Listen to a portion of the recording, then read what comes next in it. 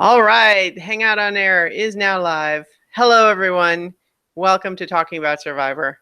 I'm Christiana Ellis. And I'm Mike 13. You have. I'm looking at your T-shirt. All of a sudden, it has a check mark and an X on it. Yes. What's that all about? It looks like it has other things that I can't see below it. It's a Radiohead t-shirt. Oh, okay. It's an old one. Aha. Are you wearing it because they just came out with a surprise album? I am not, although I am aware that they did. I am. I only mention that because I'm kind of impressed with myself that I know that, because it's not normally the sort of thing that I would be, aware of. Okay, sorry. That's not related to Survivor. Serendipitously timeless. I get timely. Serendipitously timeless. That feels like it. Timely is what I meant. I know, but I'm just liking somehow like the potential poetry of serendipitously timeless and what that might mean. Anyway, okay, I'm off on all sorts of tangents today. Tonight, we're here to talk about Survivor Kaoh Rong episode 13, the penultimate episode, the last regular episode before the finale. Well, maybe you're going off on these tangents because you feel like this may end up being a shorter than normal episode. Yeah, it's certainly possible. Just given what happened, there's kind of not going to be as much to talk about because the whole second half of the episode is dominated by not strategy, and there's no tribal council at all. So, right, and they dedicated about 20 plus minutes to what ultimately, for discussion purposes, is a singular event. Yeah, exactly. And it left it in, by Joe being the one that goes out, it leaves the remainder in such disarray that it's hard to even make, like, it's not like we can even spend time making predictions on the finale because they have no idea even what they want to do. Yeah. So it's, because I was thinking about that, I was like, oh, well, since that all is not going to take that long to talk about, maybe we'll be able to predict the final. I was like, I have no predictions because it's all in disarray. Well, we'll talk through it anyway, if only in hypotheticals. But we had to make sure to spend lots of time on, lots of screen time on shots of Joe trying to poop in the ocean. He was having one or the other. Yeah. So, I mean, I understand it was relevant to what was happening, and yet every time we were lingering on a shot like that, I was just going, come on, guys. Like, we could get some nature shots or something like that and voiceover to explain. We have to, like, watch him trying and failing to pee or poop. But, whatever. So, anyway, I was not altogether spoiled about this episode during the day today. But just as I was scrolling through on Twitter, someone just said what last night's Survivor needed was hashtag brand flakes. And so, not knowing anything, not having to watch the episode because I didn't watch it till today, I immediately predicted that someone was going to have a problem with constipation. So, right. So as soon as you saw the reward and saw Joe consuming mass quantities of meat and Sydney saying that's going to give him problems, you probably put it together. Well, what's funny about that is just I feel like there have been several times where we've been shown a challenge or a reward where people are getting to eat and talked about how if they're in a starving condition, gorging yourself is probably not actually you're gonna feel sick afterwards. But it doesn't usually come up and be relevant, except that this time it did. Yeah, because of his age, and what we also learned that he is also not a frequent meat eater or typically a vegetarian. He basically said he doesn't eat meat. Well, the impression that I got was it was just that, like, he he's not opposed to it. He just doesn't usually choose it. Yeah. And maybe, I mean, yeah, he's in good enough shape for his age that he probably switched to a, healthy diet, either maybe he always has done it, but certainly of late, for him to be in as good a shape as he is at his age, he's probably eating pretty healthy. Yes. And so maybe that just means not very much meat. But yeah, so anyway, let's rewind and jump back to the beginning of the episode.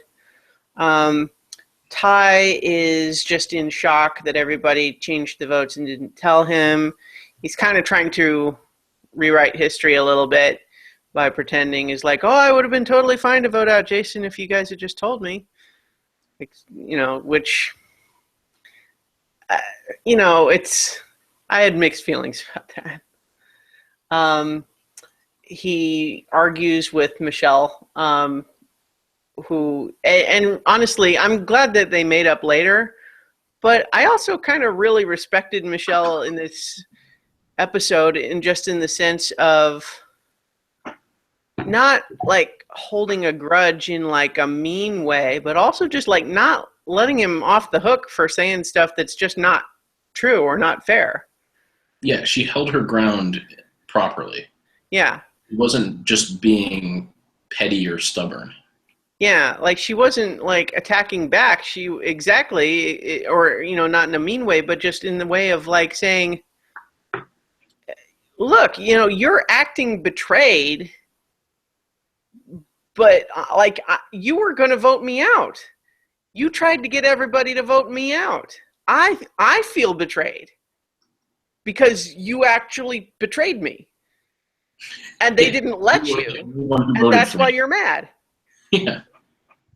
And so you voted for me and nobody joined you and you're mad.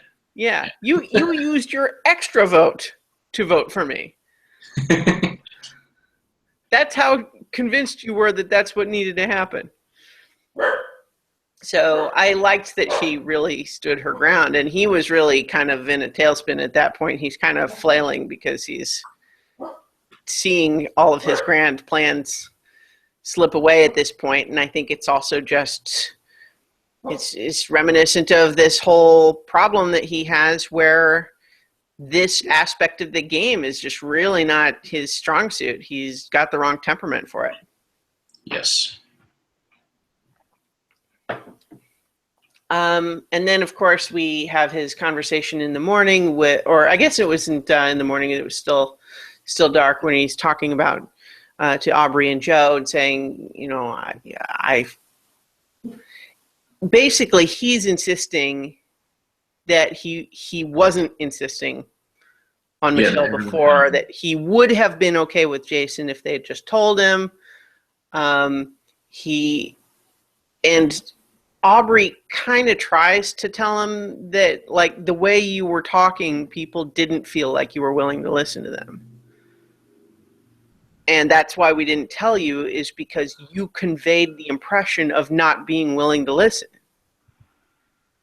But I kind of felt like she let him off a little easy. Now, I'm not sure that it's necessarily in her interests to make it a bigger escalation, but I just sort of felt like from a real, like, fairness scenario of like Ty, that's not what happened. What happened is that you came in and felt very strongly that it should be Michelle, and you told everybody that that's what it should be. And when we argued against it, you were kind of talking over everybody, and they didn't feel like you were listening to them. And I think the problem ultimately, and this is maybe why Aubrey was more understanding of him, is that because she said she agreed with him about Michelle being a threat, I think Aubrey's the one that he really had like the most significant relationship with. And, Joe and Sydney and certainly Michelle are lesser members of that alliance by a long shot. for him. Like, he's with Aubrey and the others are also with Aubrey. So by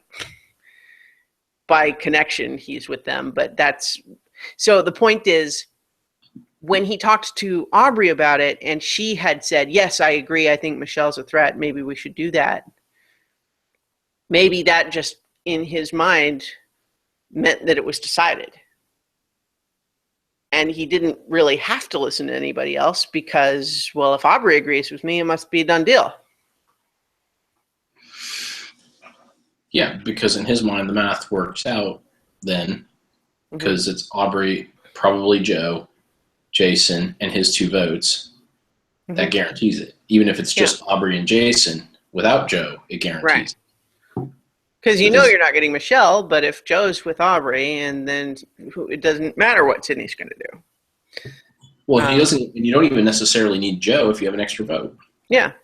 You just need Aubrey. So, like, all the more reason that he just thought, like, and like, so I felt that even though he wasn't seeming to take ownership of what he had done to produce that situation, I can also understand him saying to Aubrey specifically, I thought that you and I had a connection on this where we agreed with each other that it should be Michelle.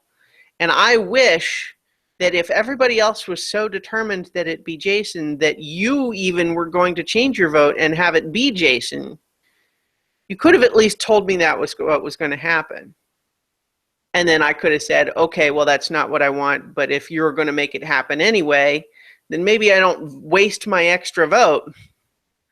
But, yeah, and that would have put her in the position of having to admit to him that they wanted him to waste the extra vote. Yeah. They wanted him to not be a part of it because they wanted to knock him down a few pegs. Like, it was by design that he didn't know.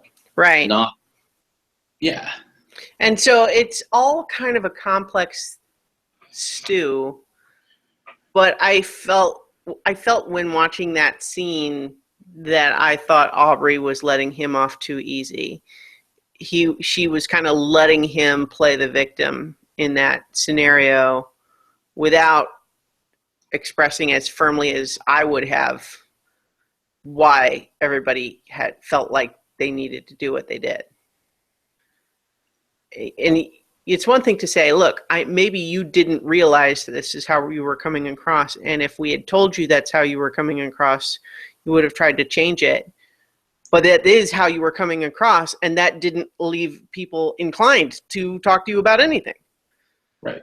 Yeah. Well, I mean, clearly they referenced it in the group because even though we didn't see them like flat out, like we never saw them say it to him. We just saw his response, which was clear that they had obviously said, like, we didn't feel like you were listening to anybody. That's why we didn't tell you. Because we just saw him saying, no, everybody has a voice. Like, this is where Aubrey could have said, look, I know that you felt like everybody had a voice.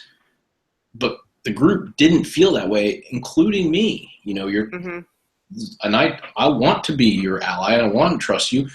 But the way that you were coming across made it even hard for me to like, I felt like you were doing that, which is why I chose to do this. And now we can repair this from here on out, but we needed to make a point. Yeah. And judging from your response last night, it doesn't feel like you got the point. So maybe me telling you directly right now will get you there, you know? And yeah, that's an uncomfortable conversation. That's a hard conversation to have with somebody that you like, especially somebody who's playing the victim, is emotional, and is clearly like distraught. Like, it's hard to say those things because you feel like you're almost like taking advantage of him at that point. Well, and it's someone whose whole self-identity is tied up in being the nice guy, who's easygoing and easy to get along with and likes everybody. You know what I mean? Which is obvious. He likes all living things. Yeah. Yeah, and it's like, it's obviously an oversimplification, but that's kind of like his idealized self. That's like who he likes to think of him as. And so anything where you're having to say, that's not who we saw yesterday. That's not how you were acting yesterday. Whether it was your intention or not, that's not how you were coming across.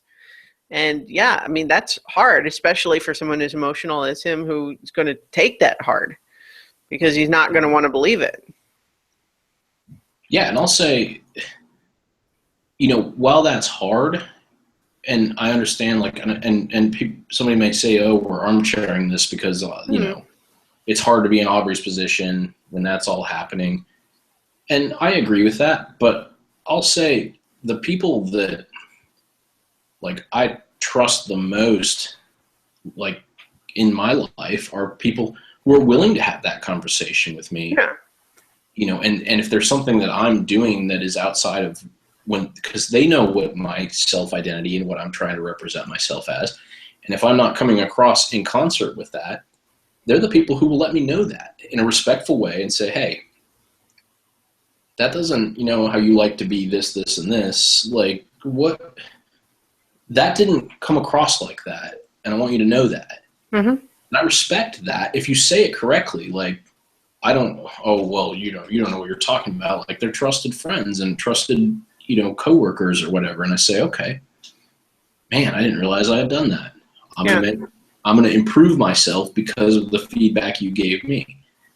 And so I don't feel like I'm unfairly criticizing Aubrey for not taking that stand, because that's how you be a true friend, is you're willing to have that. When someone is acting out of accord with what they're trying to do, you call them on it, and you call them on in a respectful way. And that's where she had the opportunity to do here.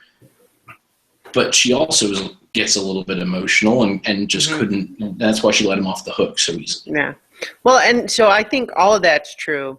And I think for Aubrey, one other element there is, although I believe that her affection for Ty is sincere, what we can also look at is her, her strategic shift in this episode, which is that last week, what do we think of Ty? Well, he's the guy that everybody kind of likes, and he has an idol and an extra vote.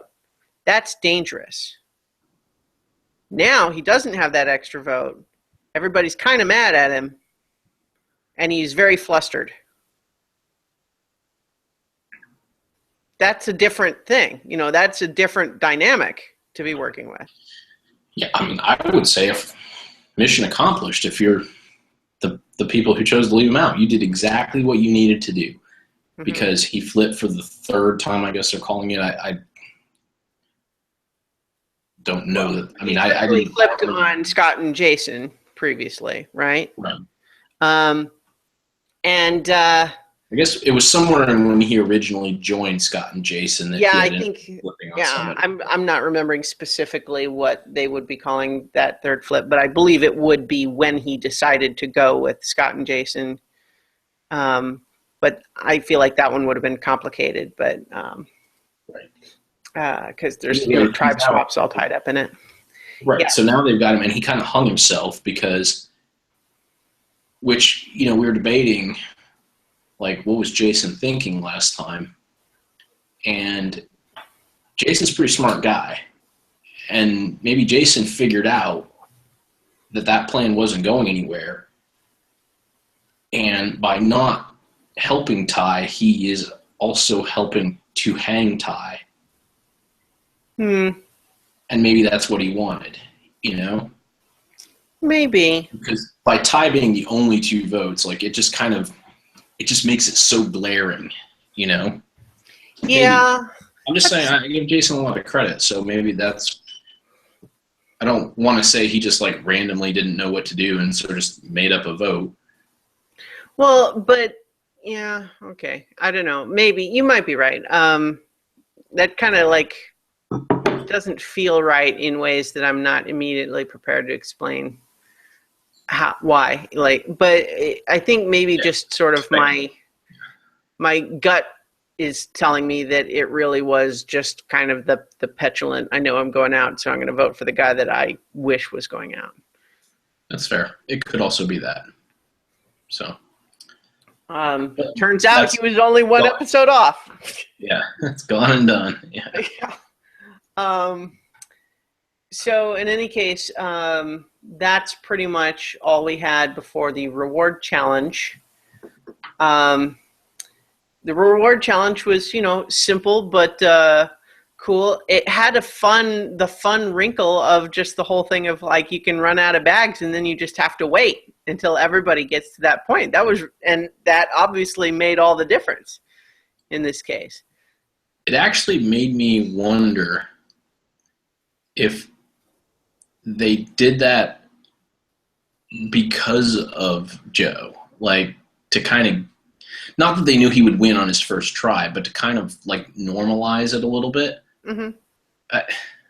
And I don't know that that's the case, but because it was so interesting the way that it turned out, that because he does move slower through things. So it's like, okay, well, and even if they didn't think he was going to win, maybe it was just like, okay, like this isn't interesting. Like we'll make everybody wait. If they can't capture it in the first one, then everybody has to wait while he plods through everything.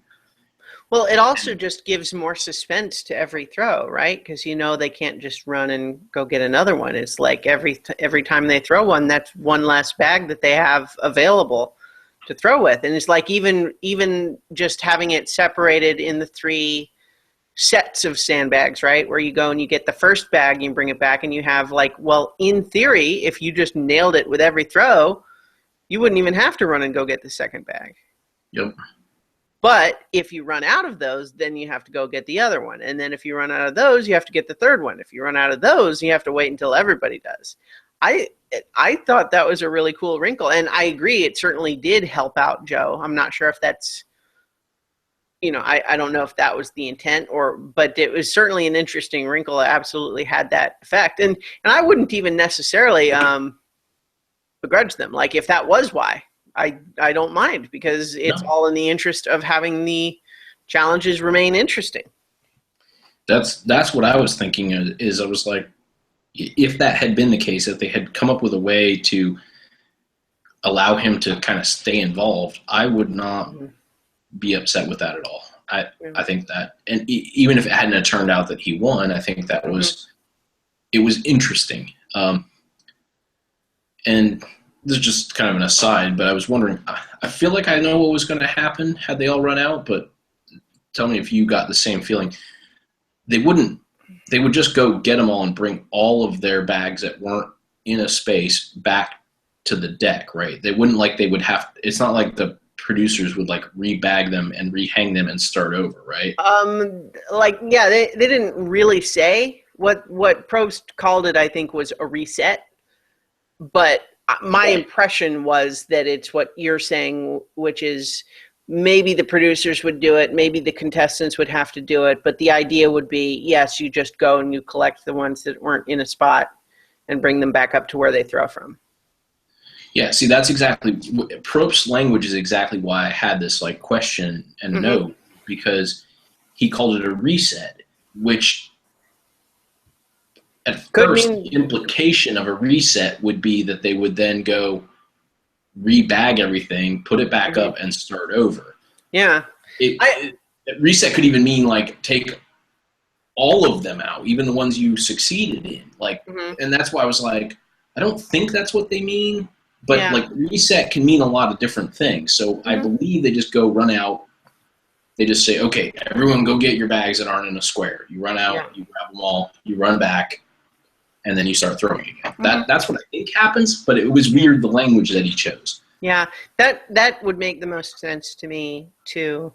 And I think maybe the next to that would be to take the ones that were not in a spot and maybe you replace them even in bags like you're saying, but they wouldn't start from scratch. Whatever they had in a spot would stay there.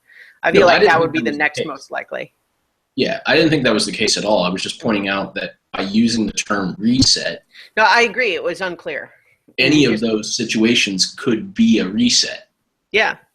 He wouldn't be wrong if they went and took every bag, even the ones you'd scored, rebagged them and put them out. That would be a reset. So it was just an interesting choice of words. That's I agree. And I think everyone was kind of surprised that it didn't come to that because Joe was on his last bag. Yeah, well, his last 2. So he had to get the 2 hardest spots with his 2 last bags. So he just nailed both of those on exactly the throw that he needed. Which, wow, talk about in a pinch and when it counts. Yeah, getting it done at 71, hashtag. Yeah. Well, and what was also interesting about the way the whole thing played out was how he didn't even have to hurry to go get the last of his 3 bags of sandbags because everyone else had already run out. So he was able to just stroll on up there and not be rushed. And I'm sure that's what helped him in that last set, is that he didn't have to be in a hurry. He could really take his time with each throw. Yeah. Well, and he didn't have to get out of breath going to get them because he could move as slowly as he wanted to. And I liked that he kind of trotted. He didn't run and exert energy, but he didn't just walk like, y'all can't do anything, so I'm just going to walk. It was respectful. You know what I mean? That's a good way to put it. Yeah. He's not hurrying, but he's also aware everybody's waiting on him, so he's not gonna. Yeah. Yeah. So he had a little trot. The person that I felt bad for in this challenge was Michelle, just because if you saw where her by the end, her bags were just like somehow she just kept not quite getting it, but they're all like clustered right around the spots and just none of them actually going in. That would be maddening. Ty's was the funniest because it's like, since he couldn't get one in, he had all of his bags all right next to like the first one. He just kept hitting this, and it's like he kept hitting the same spot over and over and over, and he never adjusted. Yeah. So he had all these bags like piled up, like right next to the first hole. Nice. But so, this is a note that was actually just right before the challenge, and I feel like it's something we've even talked about before, but it's the distinction of when Probst says worth playing for and when he says, I know that's worth playing for. Right. This time it was one of those, I know it's worth playing for things. And I wonder if he just, I imagine that there's no real meaning to when he says either one, as much as he just tries to mix it up so it doesn't get stale. But I wonder if he is more likely to say it that way when it's a more impressive reward like this. Or maybe he just has kind of the feeling of the season, and in this one where everybody's so exhausted and so hungry and they've been doing all these things, it's like this combination of food and relaxation is like just what people need, because he has the pulse of what's going on. Yeah. Well, this is also not one of the more unpleasant challenges either. You know what I mean? Like, there's some running and climbing involved, but it's not like those endurance ones where you have to stand in a painful position for 3 hours. Right. So in any case, though, I was really happy for Joe with his win, not just because it was an awesome finish to the challenge, but it was just like, good for him. That's kind of cool. Yeah. And, he gets to pick one person. He obviously picks Aubrey. It just like I don't think anyone had any question that he would pick anyone other than Aubrey. And then letting Aubrey pick, she picks Sydney. And so I'm not questioning that pick necessarily, but it's interesting just in the sense that the decision, it would suggest to me that the decision to swap out Sydney for Ty in her planned final 3 had not happened yet. She had not made up her mind. No, that especially when you see what happened later, I think Aubrey made the right decision. It's like, okay, I'm trying to make a call. I kind of know where Ty's at, and I can talk to him at another point. I want to see what this dynamic is like. Let's bring the 3 of us and see if we gel. And this is like, and see if this is the right thing, and evaluate, what kind of votes people might get. Like, thinking ahead. I thought it was perfect. Mm-hmm. I'm considering going away from that alliance. I need to know what this looks like. So let's go do this reward together. Aubrey has impressed me much more recently. Like, she still has her moments. She originally was playing, she was smart, but she was playing very emotional. Yeah. I mean, we talked at length about how she went after Debbie for playing emotionally when her whole reason for going after Debbie for playing emotionally was an emotional decision. Yeah.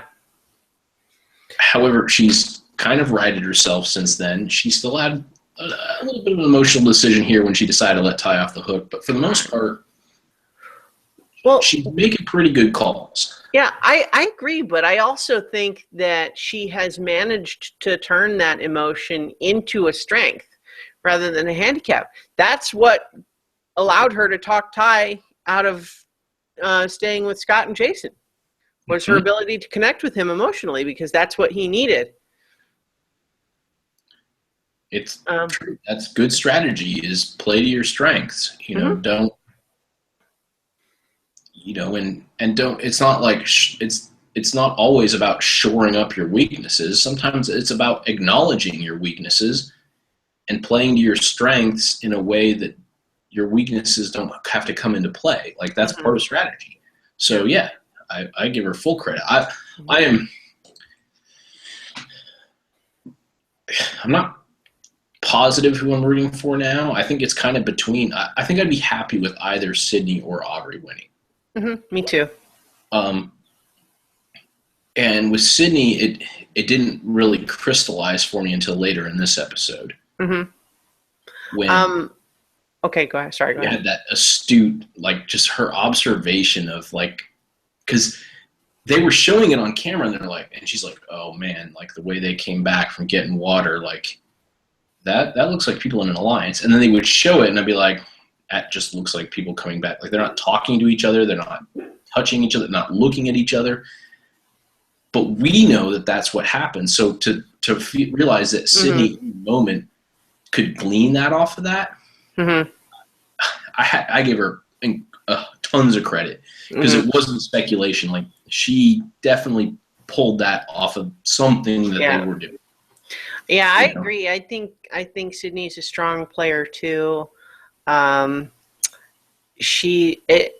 I was really really excited by the stuff going on at the reward, not the eating part, because, without necessarily knowing that it was going to actually result in him having to leave the game, as Sydney pointed out, you have a 71-year-old man saying, boy, I usually never eat meat, not even at home, and now I've been starving for a month, and I'm going to eat 3 pounds worth of beef.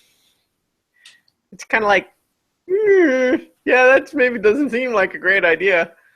Maybe someone ought to urge him to not do that, but I don't know. Maybe he's.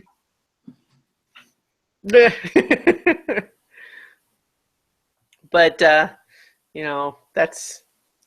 that's just how it goes. I mean, and the thing is too that I'm sure it's a big problem that when your body is in that condition, you kind of have lost your ability to intuitively feel what your body needs. You know what I mean? It's kind of like he ate that much because his body was telling him, you are hungry, you need fat and protein, and this is good, so keep eating this.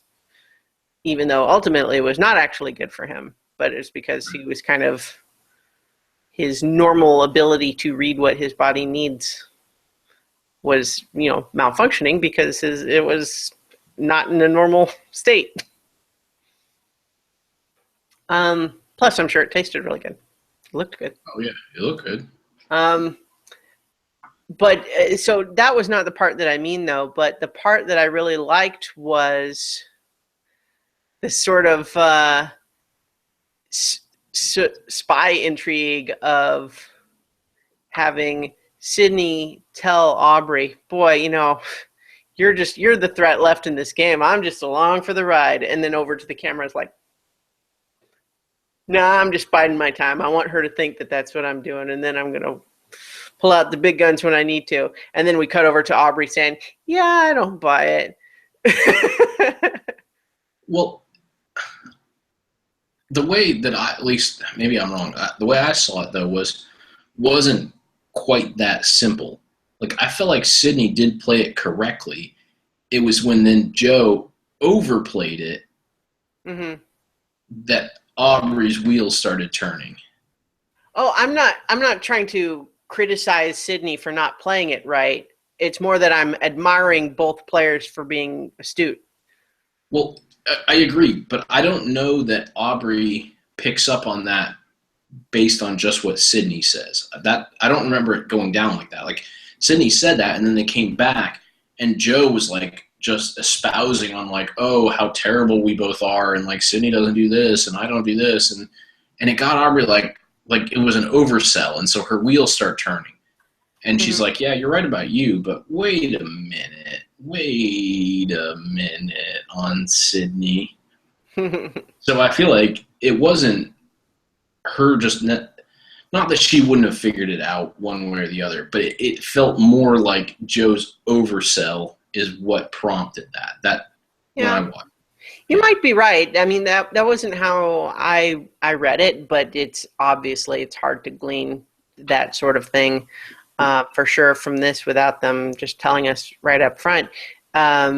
Because to be sure, like the way I had interpreted it was just that it's not that Sydney did like anything wrong, like to tip her hand, as much as Aubrey is just kind of, first of all, she's got the low-level paranoia running all the time, is going to have her just inclined to second-guess anything anybody says to her.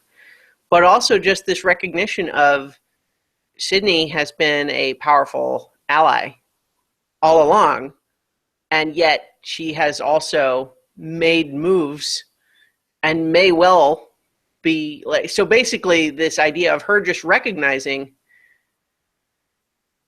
when she says that she's not a threat, I know that's not true. And I don't, and so basically it's not that like Sydney played it wrong or had to tell as much as just Aubrey was saying, do I believe that she really doesn't think that she's a threat? Right. Because I know that she is. So is she really just out of touch with her own, worth in the game? Or is it more likely that she's trying to tell me what I want to hear? Because that's a smart thing to do. Yeah, that makes sense. So, yeah. But it's also true that Joe was laying it on pretty thick. That's definitely true. But what's weird though is that like he probably means it. So yeah, I didn't ever get any impression from Joe that he had any other plan other than just going ahead and rolling into the finals with Aubrey as planned. And maybe he'd do his best to make a case for himself there, but he really didn't seem to have any other plan to do anything different than that. No. But yeah, I kind of liked this intrigue of, I know that you know that I know, but I think that I also know that you know, and that sort of stuff. Oops, lost my notes. Oh, and so meanwhile, I was also just thinking that from Ty and Michelle's perspective, this particular split was in a lot of ways the worst possible way that could have gone, because the two of them together don't have the numbers to do anything. And it's just like, so our only hope is to pry one of those three away from the other two. But now they get to go be by themselves and bond as a trio while we're stuck here, unable to do anything about it. Yeah, but it's even trickier than that because they're at odds with each other. Yeah, that's true too. Yeah. So in a way, in the long run, it does actually work out for them because it allowed them to air what they needed to, get back on the same page, and even if they weren't necessarily going to like vote together this time because of what happened with Joe, it creates more intrigue going into the finale that they have opened that door back up. Yeah. Yeah. So from a viewer perspective, this was a great pairing to be left. True, yeah. Well, and I really liked Michelle in this episode, and it's not that I've ever disliked her, but I think that she's lower on my list of who I'd be rooting for, really only because she just kind of hasn't been as interesting throughout. Like, I think she's interesting now, but there was a while there where she really wasn't doing much of note. So I don't know. I did like her in this one, though, especially, again, kind of like with the argument at the beginning, even when they're reconciling, she's basically, like, okay, I'm going to listen to what you have to say and be open to it, but I'm also not going to just let you get away with recasting the whole situation into a favorable light for you if I don't think that's what happened. Right. And, just going off of that of, like, Michelle being painted in a better light, it's really interesting when you see the previews for next time. And it's not like we were never presented with her and Sydney as, like, true allies before. Mm. But both of them played it down so much that even when we saw it, it just never registered with us, which means it's not registering with the other contestants. So when you see the previews for next time and they're kind of like getting back together and talking about whether they want to play, like, start to use that, it's like, oh man, they really laid low on that, Well, I mean, we do remember that was the whole thing about, it wasn't just that Sydney didn't like Ty telling her what to do when he wanted to vote out Michelle. It was part of it was that she likes Michelle. She didn't want to vote out Michelle. Right. Well, yeah, I mean, that's what I'm saying. It's not a secret alliance. Yeah. No. I take your point. They sort of downplayed it. It's not like with Aubrey and Joe where everybody knows that they're a pair. Right. Yeah. So we know that they've been kind of secret buddies. And even if it's not like some, epic pact, they're definitely friendly and confidants of one another. Right, and defending one another, like Sydney defended Michelle in the whole Ty thing. Yeah.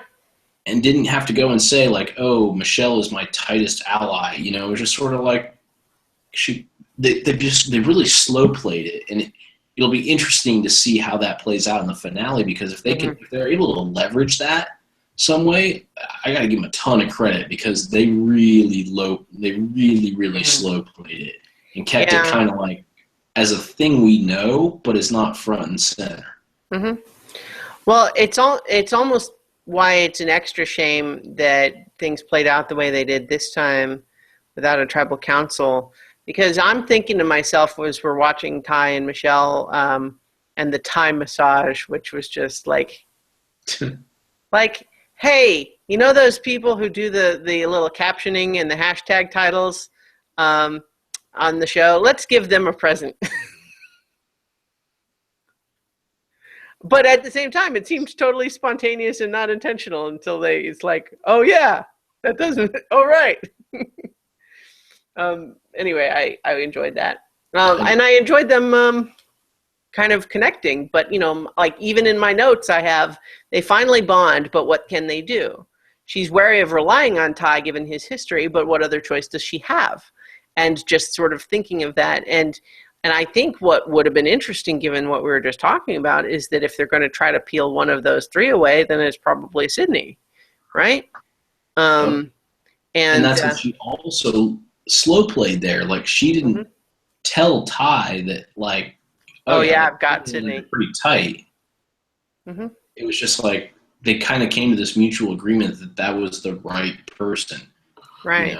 Well, I think, and she, despite the fact that they're now getting along, she's still, I think, like she says, she's wary of saying, I'm not 100% comfortable with being in a position of having to work with Ty, not because I think he's mean or something, but just because he's got a history of acting erratically and turning on supposed alliances, not to mention having tried to vote me out the last time we voted. But one of the things that I wondered also that if they could do was a fake out with the idol. You know what I mean? Like if Ty was 100% sure they're going to make him play the idol this time and then vote him out the next time, maybe what they could do, if he was willing to risk it, is have everybody assume he's playing his idol, because why wouldn't he? And vote for Michelle. Meanwhile, he and Michelle have Michelle play the idol. Now, I think that would have been interesting, but obviously it was all moot, given. Right, it was all moot when he buddied up back to Aubrey, but... Well, that it was moot there, but it was doubly moot when Joe had to be evacuated, and therefore we didn't even have a tribal council. Oh, yeah. Yeah. I guess I'm saying it was moot even before that, because as soon as he was, like, hugging and crying with Aubrey, like, that was out the window. Well, but because Joe got medevac, which I'm not trying to, like, I'm not rooting for Joe having done that by any means. Right, yeah. Mm-hmm. It now, because all of the lines of communication are open between everybody. Yeah, everybody's kind of a free agent now in a way that they weren't before. Yes, and we even see Ty identifying that in the previous for next time. Yeah. And awkwardly and not in the right context, like all of the things he normally says. Yeah, Ty's problem going into a final is that while he's a likable guy generally, kind of what he had going for him before was this idea of being a nice guy who's not going to do anything bad to anybody or mean to anyone, and he is not the guy who will stab you in the back. But then he kind of stabbed a couple people in the back, and so now it's like, okay, well, what is he? Well, and he also has, in addition to that, he has this other weird thing where part of his nice guy character is that he's going to be honest with people no matter what, even if it's like not good strategy or gameplay. Mm-hmm. So what he ends up saying to people is things that he shouldn't, like when he was talking to Michelle, he's like, Michelle, I don't think you should be offended that I have alliances that you're not in. You know, mm-hmm. And then he says in the preview for next time, you know, Aubrey, I've really been reflecting and understand that now it is an individual game. Yeah. Like, okay, great. Like, don't be so fucking honest. You know? Or if you're going to be like that, you have to always be like that. Yeah. Because the problem is when you will sometimes lie to people and vote them out, people don't buy the honesty thing the next time. Because he lied to Michelle to vote for her. That wasn't supposed to happen according to her. Right. He tried to get her out, and he did not tell her that that's what he was doing. He wanted her to think that Jason was going. Exactly. So it's the problem is that he's unfortunately inconsistent, and it's like it doesn't make him a bad person. It's the problem is you have to be able to at the end make a case for how you played, and I don't think he can because he's all over the place. He does not have any kind of a consistent strategy, and he can't even really just say that he is riding the waves, doing what he needs to do in any given moment, because I don't think he's really expertly done that. So I like him, but I don't think he wins. No. Yeah. I don't see a scenario in which he wins the game. Honestly, I think he would lose against any of them at this point. I think he would lose against Michelle. Oh, yeah. Even if it was a final two without those two. But in any case, though, when the reward winners return, I'm sort of immediately noting, like, well, everyone seems okay now. So I'm at that moment wondering if the whole food thing was overblown, because it seemed, at least my first thought was, well, if they had an overnight after that big meal, would that be enough time for him to be suffering whatever distress he was going to have?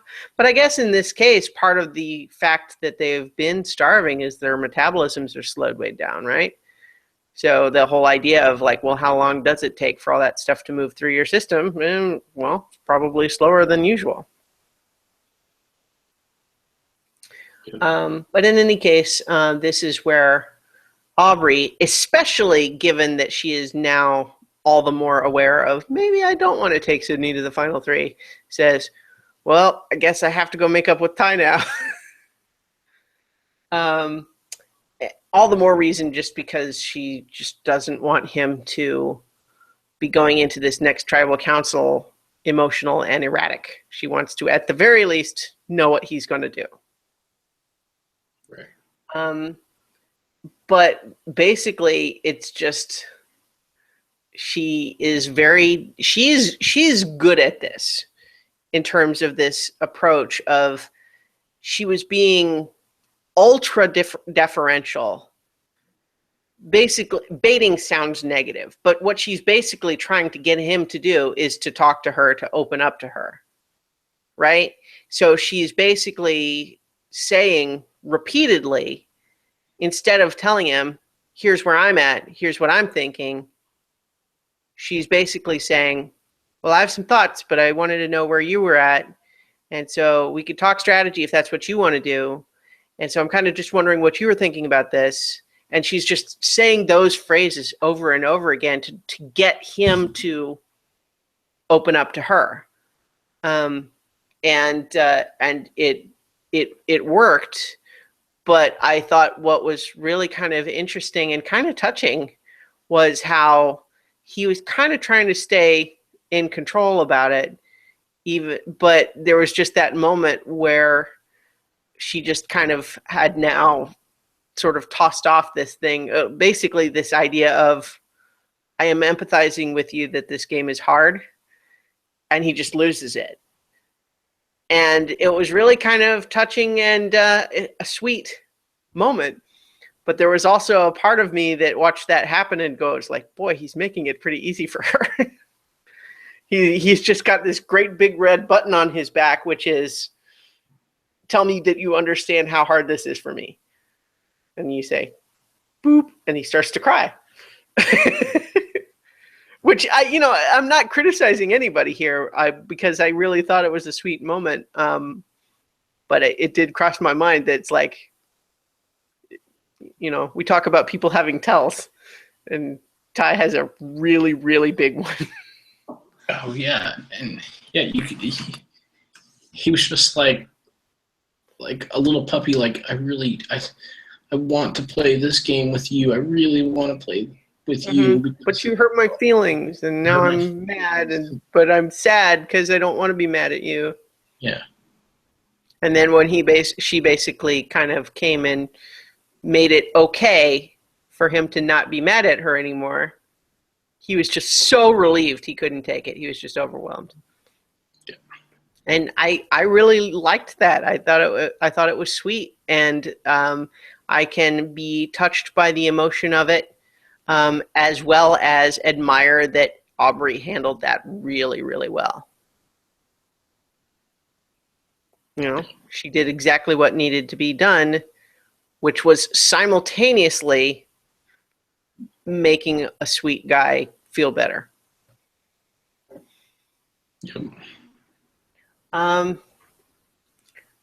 So in any case, though, whatever else we thought might happen in this episode becomes moot, because we basically, I don't want to skip over what you kind of mentioned already, which was Sydney sussing out that those two had reunited and kind of saying, not sure I like that. Might have to do something about that. Figure out what's going on there. Yeah.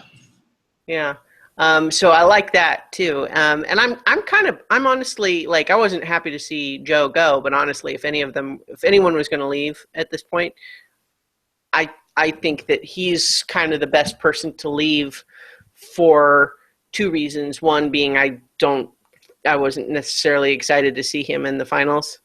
But also just because his departure leaves everything up in the air in an exciting way. Right. Yeah, that's what I said when we started the episode. It's like, it's hard to even predict what might happen. Like, we can try, but with him being the one that left, like, it just wrenches up everything. Yeah. You know, because now Aubrey's going to be paranoid as hell because she's one vote down, you know? Right. She essentially has been playing with an extra vote the whole game. Yeah. You know? Yeah, like, to be fair, there was a couple of times where she wanted to switch her vote and he wouldn't, and that threw a wrench into everything. But I think the times that it benefited her to have a loyal guy by her side makes up the difference. Yes. Net positive, to be sure. But yeah, so I don't know. I don't have a lot to say. The only real about like the rest of the episode with everything happening to Joe, except that when medical came and Probst was there, it was the second visit when it was dark. And Probst says like the same thing that he always says anytime there's a medical issue, which was, catch me up, what's happening? And I just wanted the doctor to say, he's full of poop and he can't poop it. It's just like, that's what's happening, Jeff. It's not complicated. Yeah. But no, he used professional language. I mean, Joe at one point, like, basically said that. He's like, I mean, I ate, like, 3 pounds of beef, and I'm pretty sure that's all just compacted in there. Mm-hmm. Like, he was basically saying, I've got, like, 3 pounds of beef in me, and I can't get it out. Yeah. It was kind of emotional and sweet watching everybody feel bad for him, and just like what I think is great about the people who are left in the game at this point is, even though obviously everybody's still competing and it's not like there's no conflict, but with Jason gone, suddenly like everybody who's left is kind of a nice person. And there's just a change to the chemistry that I really find kind of a relief. Like everybody who's left, I like to one degree or another. Yeah. That's nice. It's a nice feeling. Well, yeah, and that's why it's like, you don't root for Joe to have the problems that he had, but right. It's also nice that he's gone because and I'm glad, and that's why it's so nice, like, that he won the immunity, because he can go out with like a little bit of pride. Well, the reward, but yeah. The reward, the reward. But he can go out with a little bit of pride, but at the same time, like, he was just kind of a hanger-on, and he was a stubborn bastard that, like, messed up some votes because he, like, wouldn't refuse to change. Like, all right, yeah, great, you made it this far, you won your reward, go on, let's let these other people, because he's not that interesting, like, from a gameplay perspective. Right. He's an interesting person as a human being. He's had a great life, and he's got a great attitude. Like, I respect all that, but as far as like watching people play Survivor, like, he didn't do much other than halt things from being done. Yeah, sure. Yeah, no question about it. From a gameplay perspective, he's the best person to go at this point. And while we don't like it when anyone has to be evacuated, nonetheless, he almost certainly would not have been the one to go otherwise. Unfortunately, he was evacuated for a thing that seems, well, critical in the Survivor situation. Yeah. Is probably not a big deal when he gets pretty back. Easily treatable in an actual medical environment. Yeah. And he's restored to full health, which is kind of almost where he was at. Is it's like, I could keep going, but if I leave now, I'm assured to restore to 100% physical health. If I keep going here, that percentage goes down. Like, that's kind of, it felt like what he was essentially saying. Yeah, I mean, it could back up into my kidneys. I could get better. Well, honestly, it's similar in that respect to like Neil having the infection in his knee, right? It's like the infection itself is not life-threatening, and it's not guaranteed to go into the joint. But if it goes into the joint, that's very serious. Right. And you don't want to take that risk. Right. So if you leave now, you're 100% going to be, well, whatever, 99.9. We don't ever want to put 100% on you are, yes, you are the sooner you leave, the higher the likelihood that you will be back to 100% health. Yeah. So, yeah, like, where is this in that, Well, the other thing, too, is that he was clearly in a lot of pain, and that earned some emotion in the episode, too, of just everybody kind of recognizing that for a guy like Joe to be showing the pain as much as he was probably meant that it was even worse than that. Yeah. So in any case, Ty's idol is rendered moot as well, because the rule was that you can only use it, last time you can use it is when there's 5 people, and that's no longer the case. And now we are going into the finale with only 4. So and it is a 2-hour finale, so does that mean that we have a final 2?